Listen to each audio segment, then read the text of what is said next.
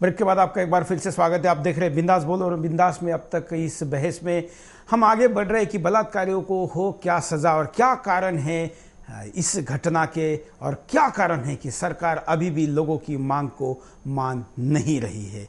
सरकार के ऊपर अंतर्राष्ट्रीय दबाव है कि इस देश में फांसी की सज़ा को रद्द किया जाए। इस देश पर आक्रमण करने वाले आतंकवादियों को भी फांसी ना मिले, ऐसा कहने वाला वर्ग जब सरकार में बैठा हुआ है तो उनके लिए बलात्कार की घटना वैसे भी कोई बड़ी बात नहीं है।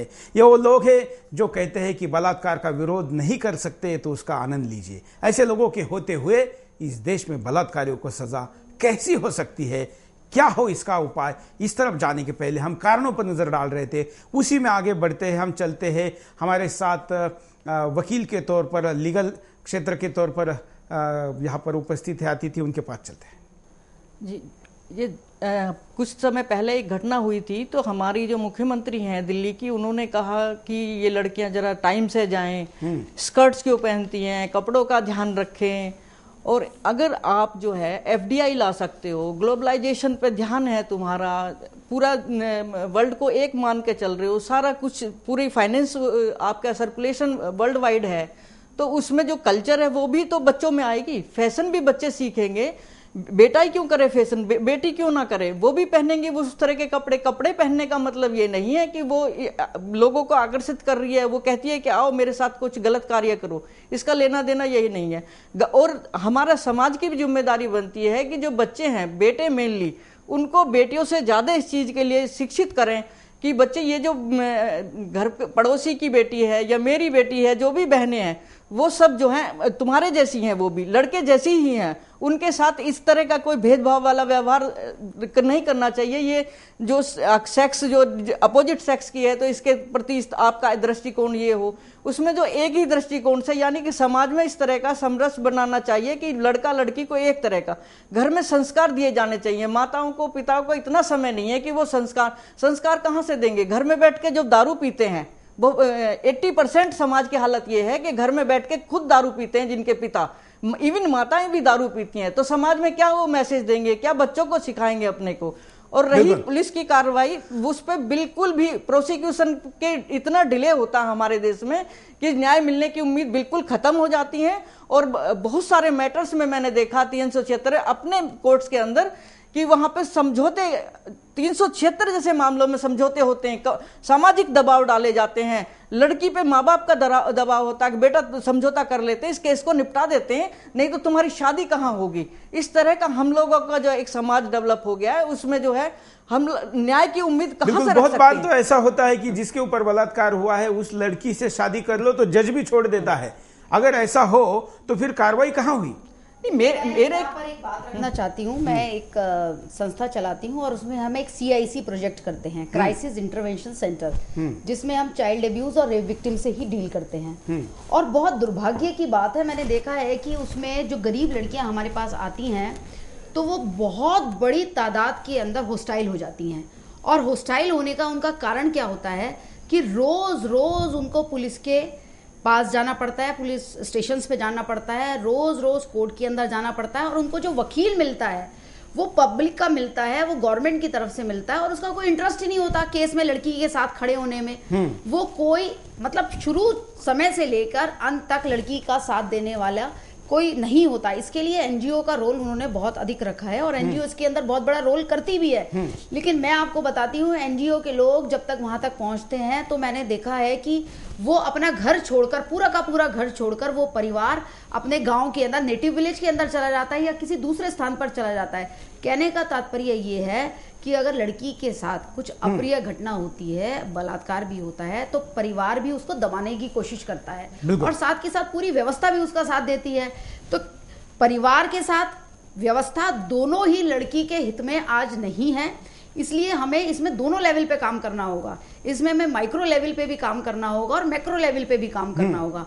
माइक्रो लेवल में हमें अपने बच्चे को और अपनी बच्ची को, लड़का और लड़की को एक जैसी परवरिश देनी होगी, और लड़की को इस बात के लिए बार बार समझाना होगा कि अगर तुम्हारे साथ कोई अपराध हुआ है तो इसमें तुम दोषी कैसे हो गई, इसमें तुम्हारी क्या गलती है, इसमें तो तुम्हें खड़े होना है, एक जंग का ऐलान करना है, और सारा समाज, सारा परिवार, सारा पड़ोस तुम्हारे साथ है। जब तक हम ऐसी सुरक्षा का कवच उस बालिका को नहीं देंगे, घर से शुरू करके आगे व्यवस्था तक, तब तक हम बच्ची के लिए न्याय की बात नहीं कर सकते। व्यवस्था कितनी खराब है, हम आपको एक फिल्म के शॉट के द्वारा दिखाते हैं कि देखिए कोर्ट में क्या होता है।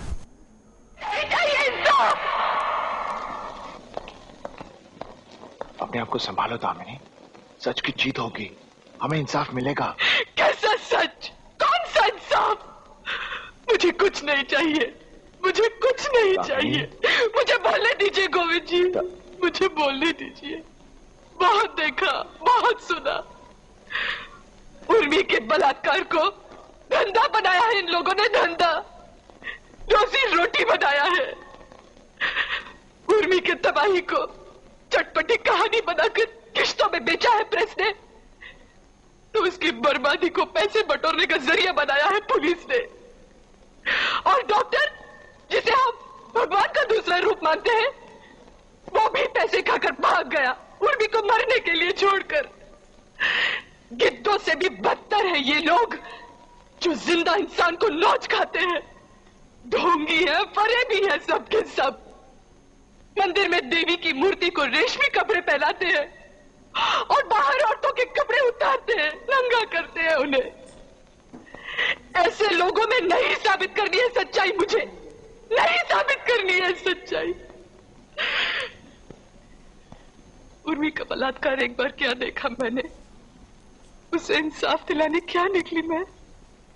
हर गली, हर नुक्कड़ में उसका बलात्कार हुआ, कभी पुलिस थाने में तो कभी इंसाफ के इस मंदिर में। बार बार बलात्कार हुआ उसका, हर बार बलात्कार हुआ। हाथ कहाँ थे? हाथ कहाँ थे?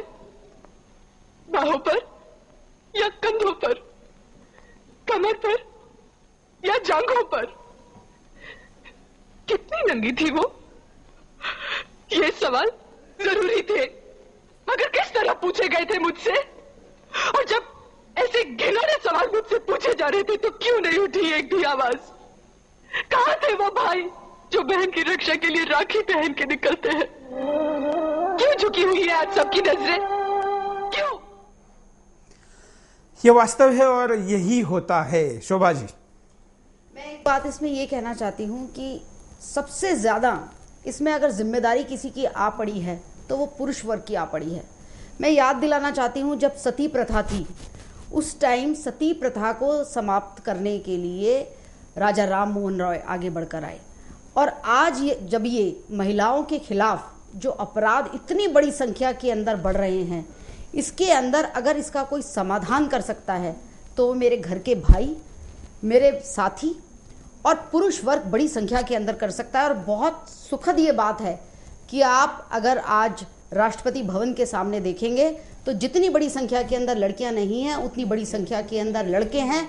और वो समय आ चुका है जब पुरुष खुद जागेंगे और वो ये कहेंगे कि मेरे साथ में काम करने वाली, मेरे साथ में पढ़ने वाली, वो मेरी अगर सहेली है, वो मेरी दोस्त है, लेकिन ये अधिकार किसी को नहीं है कि वो उस पर फप्तियाँ कसे, वो उसको किसी भी प्रकार के रिमार्क्स करे या उसको किसी भी प्रकार से टीज करे। मुझे लगता है कि पुरुष वर्ग को आज समझना चाहिए। लेकिन आज ऐसा नहीं है संगीता जी। बहुत बार अन्याय होता है, सामने से लोग मुंह मुड़ जाते हैं।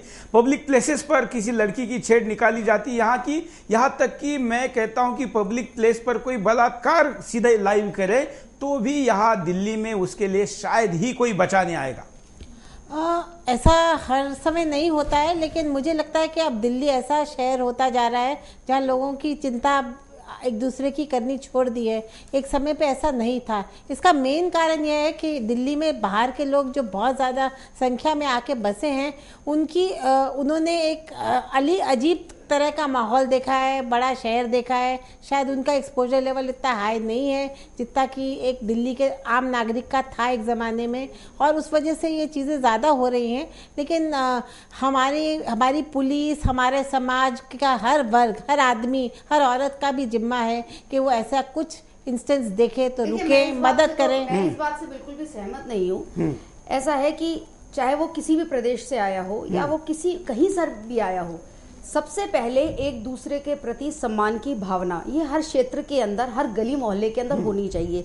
अगर वो किसी छोटे प्रदेश से भी उठकर दिल्ली के अंदर आया है तो मुझे लगता है ये पहला संस्कार देना, वो ज्यादा संजीदा है, वो ज्यादा बातों को समझता है। ये तो मुझे ऐसा लगता है कि दिल्ली बल्कि दिल्ली में जो गैंग रेप होते हैं वो बाहर नहीं होते हैं। बाहर जो दिल्ली में गैंग रेप की संख्या है वो बाहर नहीं है। तो यहाँ पे इसलिए ज्यादा हो रहा है क्योंकि people are getting away with it. यहाँ होता जा रहा है और लगातार होता जाता है। रोज आप पेपर में पढ़ते हैं लेकिन उसका कोई रिएक्शन नहीं होता। हमको ऐसा लगता बिल्कुल है एक सामाजिक संस्था उदासीन हो गई है, कहीं न्याय है नहीं, न्याय है नहीं। रोजाना की आपाधापी और भौतिकवाद के चक्कर में समाज का ताना बाना ही भूल चुके हैं। बिल्कुल कि हम लोगों का समाज कैसा होना चाहिए। हमारा समाज ये हो गया कि सामने वाले फ्लैट में कौन रहता हमको जानकारी नहीं है। बिल्कुल। मुझे देश भर से कई मित्रों के पिछले दिनों से फोन आ रहे जब से टीवी पर ये सारी घटनाएं घट रही है, जो कि दिल्ली से बाहर खास करके महाराष्ट्र या गुजरात के राज्यों में रहते। उन्होंने कहा कि ये गैंग रेप इतनी घटनाएं दिल्ली में कैसी होती है। मैंने कहा कि इस देश में जब राजनेता मिल बांटकर खाने का कल्चर लाते हैं तो लोगों को भी पाप करते हुए भी मिल बांटकर खाने की कल्चर दिल्ली में बड़ी है। यहाँ गैंग रेप कैसे होते हैं, 4 चीजें मैं यहाँ पर आपको बताता हूं।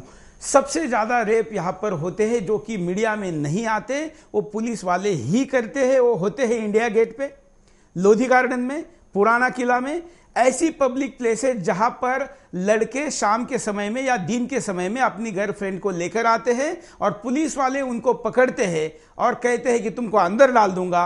उनको अंदर डालने के डर से बहुत बार उस बॉयफ्रेंड को भगा देते हैं, लड़की को लेते हैं, अपने दोस्तों को पुलिस वालों को फोन करते हैं, उनके भी गैंग रेप होते हैं। कोई मुंह नहीं खोलता है। यह घटना जब पुलिस वाले ही खुद करते हैं तो लोग जाएंगे किसके पास। इसमें कई प्रकार के लोग शामिल हैं और यह आम ट्रेंड हुआ है। इंडिया गेट पर रहने वाले जाने वाले नियमित सुरक्षा कर्मियों से पूछिए, वो आपको बताएंगे। इसके खिलाफ आवाज उठाने वालों की वहां से ट्रांसफर की जाती है। एक कॉलर हमारे साथ जुड़े हैं, सुनते हैं उनकी बात। नमस्कार। हेलो, नमस्कार सर। हाँ बोलिए, क्या कहेंगे आप? ऐसी सरकार से हम क्या उम्मीद रखते हैं? ऐसी सरकार से हम क्या उम्मीद रखें? हम इतना साल से हम लोग बाहर रहते हैं, तो ऐसी सरकार से हम अपने माता बहने को घर पर छोड़ के कैसी उम्मीद रखें? ऐसी सरकार को तो बहिष्कार करना चाहिए और जो ऐसा काम किया है उसको तो फांसी की सजा होनी ही चाहिए सर। धन्यवाद। इस सरकार से क्या उम्मीद रखे, ये विदेश में रह रहे हमारे एक भारतीय कॉल करके कह रहे। मनमोहन सिंह को अब तो कम से कम मैं शर्म शब्द का उपयोग नहीं करना चाहता, लेकिन इससे दूसरा शब्द मेरे पास नहीं है। ये तो देखिए अगले कॉलर। हेलो, नमस्कार। हेलो, बोलिए। नमस्ते सर। हाँ, मैं सत्य बोल रही हूँ। मैं 9वीं क्लास में पढ़ती हूँ। हाँ सर, मैं ये कहना चाहती हूँ कि मुझे ऐसा प्रधानमंत्री चाहिए कि हम लड़कियों की सेवा कर सके, रक्षा कर सके। सर मुझे स्कूल जाते डर लगता है सर। कहाँ से बोल रही है आप? सर गुजरात से बोल रही। धन्यवाद। इस देश को ऐसा प्रधानमंत्री चाहिए कि इस देश के नारी को लगे कि मैं सुरक्षित हूं।